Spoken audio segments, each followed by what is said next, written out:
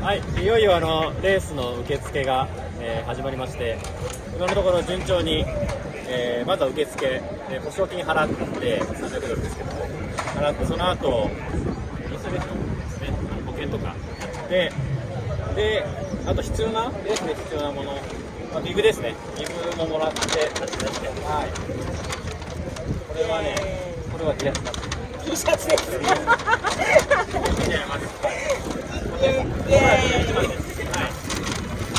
らいました。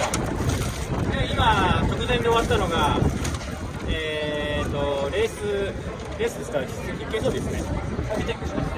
一通りチェックを終えて、出てきたところです。はい、手に持ってる何ですか？